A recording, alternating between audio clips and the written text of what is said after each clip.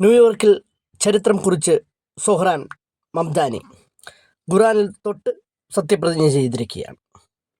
New York നഗരത്തിൻ്റെ 112-ാം മേയറായി അധികാരമേറ്റ 34-കാരനായ democratic party അംഗം Zohran Mamdani മാൻഹട്ടനിലെ ആദ്യത്തെ സബ്വേ സ്റ്റേഷനുകളൊന്നായ പ്രശസ്തമായ ഓൾഡ് സിറ്റി ഹാൾ സ്റ്റേഷനിൽ നടന്ന ചടങ്ങിൽ ഖുറാനിൽ തൊട്ട് സത്യപ്രതിജ്ഞ ചെയ്താണ് മംദാനി അധികാരമേറ്റത്. ന്യൂയോർക്ക് അറ്റോർണി ജനറലായ ലെറ്റിറ്റ ജെയിംസ് സത്യവാചകം ചൊല്ലിക്കൊടുത്തു. ഭാര്യ റെമ ദുവാജിയും മംദാനിക്ക് അരികിലുണ്ടായിരുന്നു. ന്യൂയോർക്ക് മേയർമാർ 2 വട്ടം സത്യപ്രതിജ്ഞ ചെയ്യുന്ന പതിവുണ്ട്. പ്രാദേശിക സമയം ഉച്ചയ്ക്ക് 1 മണിക്ക് പൊതുജനങ്ങൾക്ക് മുൻപാകെ സിറ്റി ഹാളിൽ രണ്ടാമത്തെ സത്യപ്രതിജ്ഞ US സെനറ്റർ ബേണി സാൻഡേഴ്സ് സത്യവാചകം ചൊല്ലിക്കൊടുത്തു. ഇതോടെ US ഏറ്റവും വലിയ നഗരത്തിലെ ആദ്യത്തെ മുസ്ലിം മേയറായി ചരിത്രം കുറിക്കുകയാണ് ഇന്ത്യൻ വംശജനായ മംദാനി.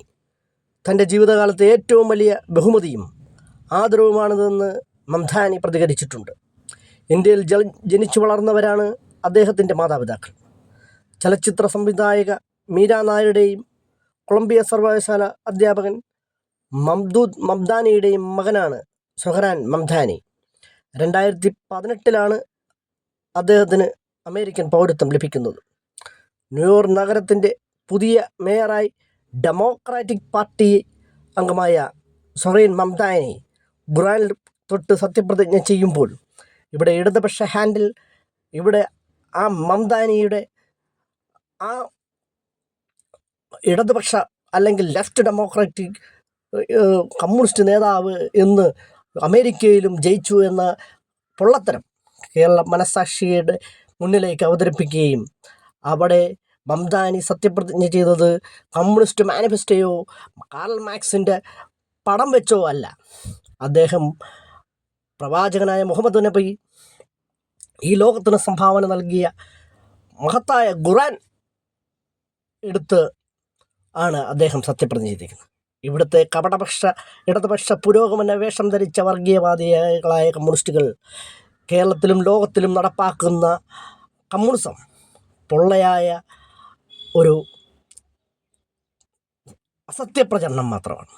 യഥാർത്ഥത്തിൽ ദ്രാവിഡസത്വത്തിലും നമ്മുടെ ബുദ്ധിസത്തിലും ഉണ്ടായിരുന്ന ചിലത് മാത്രം ചൂഴ്ന്നെടുത്തുകൊണ്ട് പ്രചരിപ്പിക്കുന്ന ഒരു സംസ്കാരം മാത്രമാണ് കമ്മ്യൂണിസം. അതായത് ഒരുപോലെ സമ്പത്ത് സൃഷ്ടിക്കുകയും സമാഹരിക്കുകയും അവിടെ നേതാക്കളോ അവിടെ ഭരണകർത്താക്കളോ ഇല്ലാതെ എല്ലാവരും വീതം വയ്ക്കുന്ന ഒരു മഹത്തായ സംസ്കാരം അത് ദ്രാവിഡസത്തിലും ബുദ്ധിസത്തിലും കാണാൻ കഴിയും. അത് കേരളത്തിലെ കമ്മ്യൂണിസ്റ്റുകൾ വായിക്കാത്തതും പഠിക്കാത്തതും കൊണ്ട് അവർ ചില ലോകത്ത് നടക്കുന്ന സംഭവങ്ങളെ ഉയർത്തിക്കാണിച്ചുകൊണ്ട് മറ്റു സംസ്ഥാനങ്ങളിൽ നടക്കുന്ന വികസന പ്രവർത്തനങ്ങളുടെ ഭാഗമായി നടക്കുന്ന അവിടെ പോയി ജാതിസവും മതസവും പ്രകടിപ്പിച്ചുകൊണ്ട് ഈ പുരോഗമന വേഷം ധരിച്ച കമ്മ്യൂണിസ്റ്റുവാദികൾ നടത്തുന്ന കള്ളത്തരങ്ങൾ അത് ജനങ്ങൾ തിരിച്ചറിയണം. അതുകൊണ്ട് ന്യൂയോർക്കിലെ ചരിത്രം കുറിച്ച സൊഹ്റാൻ മംദാനിയുടെ ചരിത്രവും നിങ്ങൾ മനസ്സിലാക്കാൻ വേണ്ടിയാണ് ഞാനിത് അവതരിപ്പിച്ചത്.